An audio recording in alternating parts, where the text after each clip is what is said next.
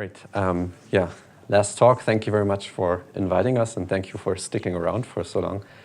My name is Sebastian Konrad. I'm product manager at Arivis, and I'm happy to show you what we have to offer to work with your large image data. So for those of you who don't know Arivis, we are a software company which is located in Munich. Our development is in Rostock, and we have offices in the US. And we actually develop software products for basic research since 2004, but there's also parts of our company that is focusing on making products for clinical research, just that you have this in mind when you visit our website and don't get confused.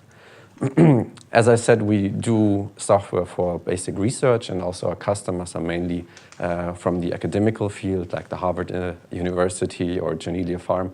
But also here at the University in Basel, you can find a copy of Vision 4D.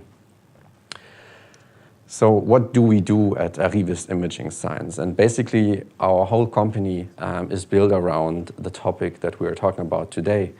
And this is on the very basis of the problem is, are we ourselves, humans, are very good in collecting data, but we're not very good in handling this data. And especially microscopy is a very good example how this is happening or what's happening there. In recent years, there have been several advancements that make microscopes a very powerful tool, but they also add problems. So faster imaging of your samples, higher stability of the samples, which makes longer measurements possible, higher resolutions and more dimensions. All these factors add up to produce image files that are very large. And if you have a look in the mean data file that microscopes produce nowadays, you see that in the recent years with the upcoming of laser scanning microscopes and light sheet microscopes, the data size has increased, or kind of exploded actually. On the downside of this, the random access memory of your computers, which is needed to visualize this data, has not exploded in the same way. And this produces a gap between the need, what you need to visualize the data, and what you actually have. And these big data issues are apparent in many places. So on the hardware side, you have a growing need to store and handle the data. We had some very good talks about this in the very beginning of this meeting. But also after you have the data on your computer, after you acquired the data, when you want to work with it, this may take a lot of time because the analysis machines that you use are inefficiently using their resources, and therefore processing takes a lot of time. And especially for imaging core facilities, this is an issue because microscopy systems gets booked for more time that they actually really in need, and scientists sit at the machine and use it or work with it.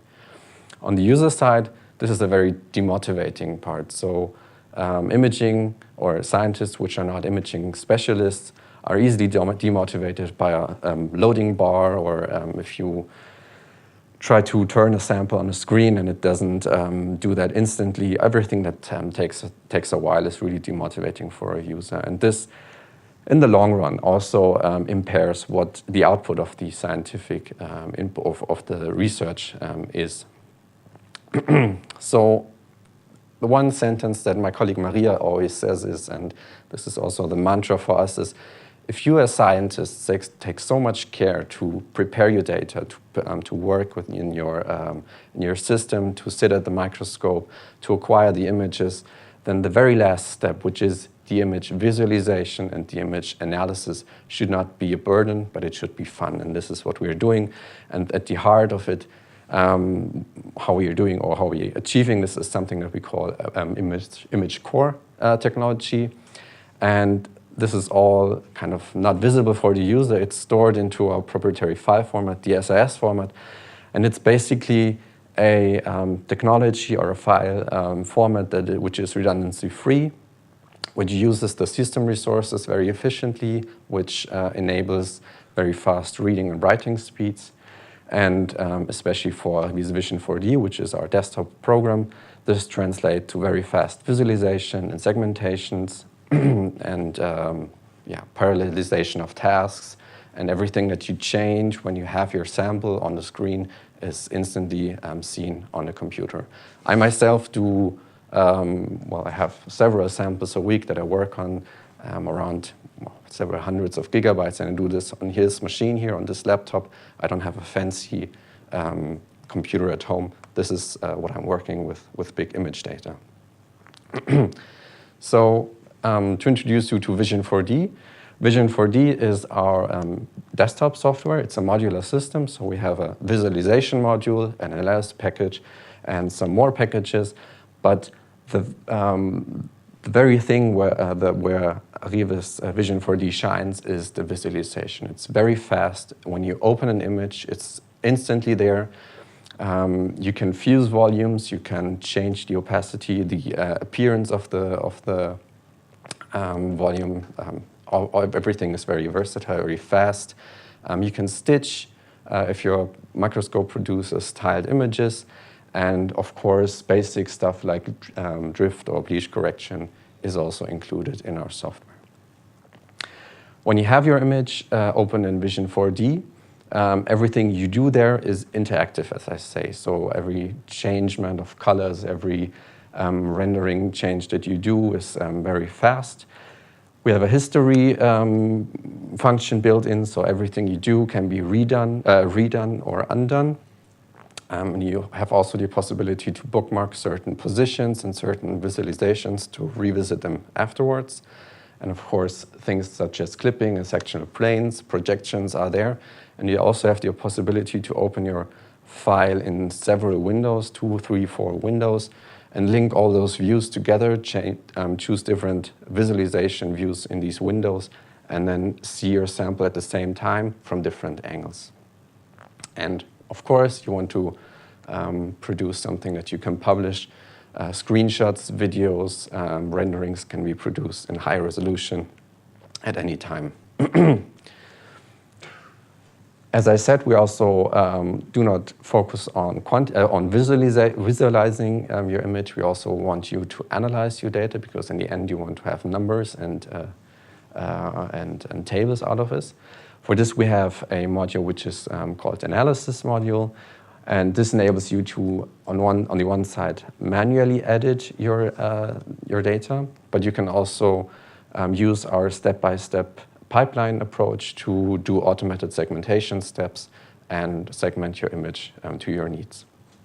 We also have the possibility to track, and you have we have a built-in Python editor and a MATLAB interface where you can plug in your own scripts to our software. And if you use a high-content screening system, there is a batch analysis functionality in Vision 4D. So since this meeting is about big data, I want to present one case that we had. So last year, a professor from Japan, Hiroki Ueda, from the University of Tokyo, approached us. And in his lab, they developed the cubic clearing method. And for some reason, they imaged a mouse brain in two big volumes, cleared in this method on a very high resolution, so single cell resolution, and they ended up with 1.3 million TIFF files that they needed to stitch together, fuse the two volumes, and they wanted to visualize this, and they had no solution to do that. In the end, they had a 14 terabyte of data set, and well, that's why they approached us to help them with their visualization. And I must confess that we had a small problem with these 14 terabytes, but the only problem that we had was that we didn't have a machine which had enough storage space. So we sent our developers to Saturn.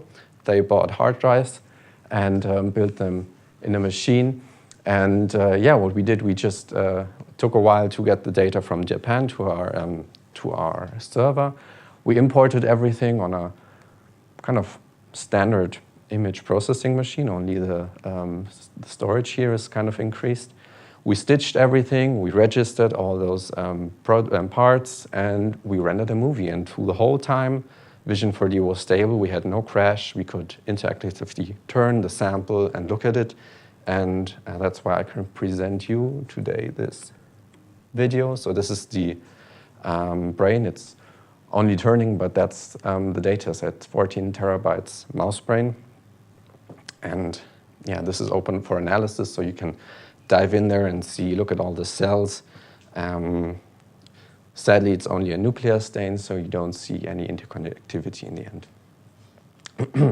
Yeah.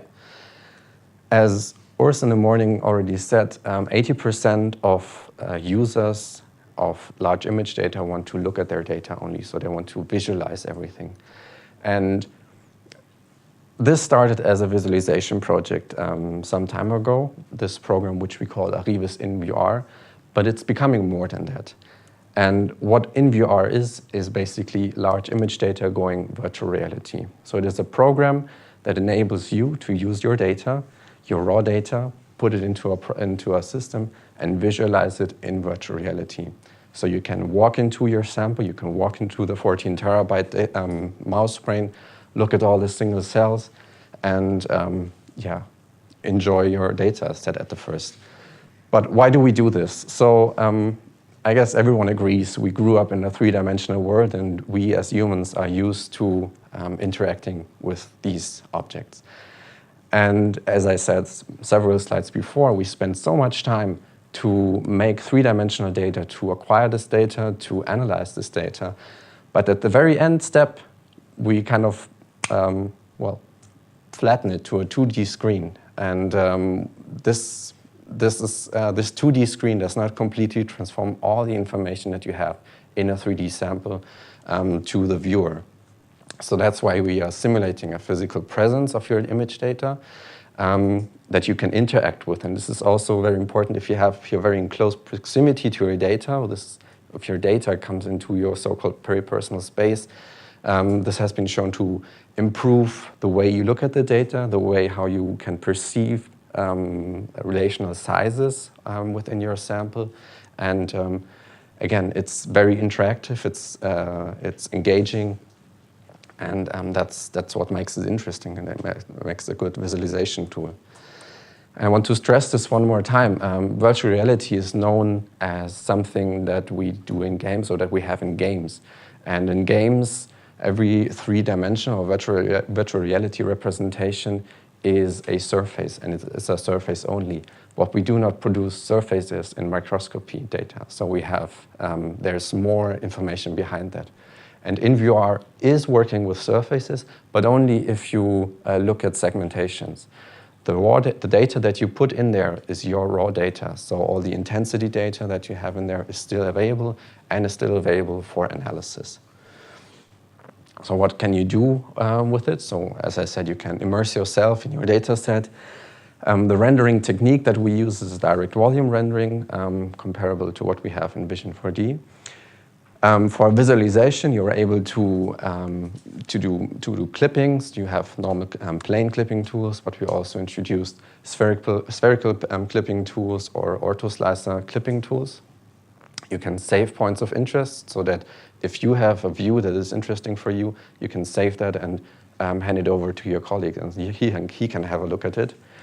And you can export 360-degree videos and make virtual reality accessible to others. 360-degree videos is something that everyone nowadays can play on their smartphone, and you can upload your videos to some platform like YouTube or something and share all these information. And as I said, we want to take this program further than only visualizing. We also implemented an analysis functionality, and what is in there.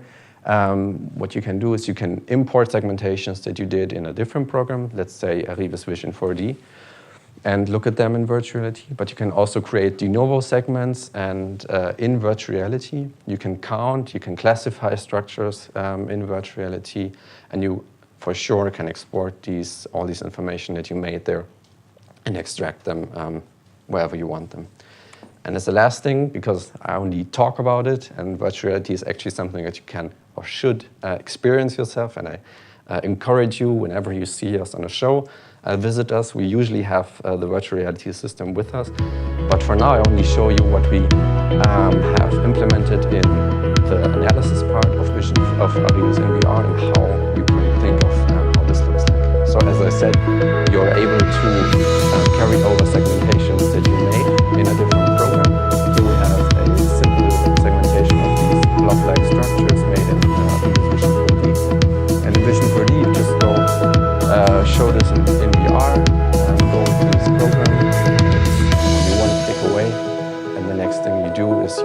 in your data set, can move it around, proofread how the automated segmentation looked like, have a very close look at those segments, so you see the red part of the graphic part, those bluish colors. If you point at those segments, you will instantly get an indication of what segment this is, and certain parameters are visualized, volume, visualized, get a list of all the segments. What's very new now is that you can now go for these badly segmented parts, select them very closely, and then you can directly edit them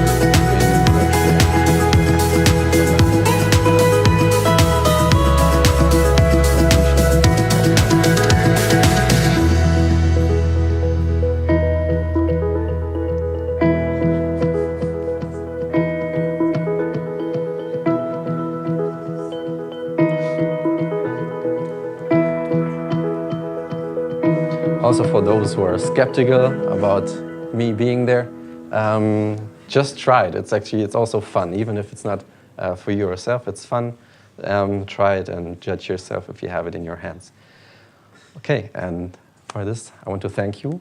If you have any questions, I'm happy to answer questions. And if you want to try our software, just contact us. And if you have the software ready and have some questions, just contact us at any time. We're happy to help.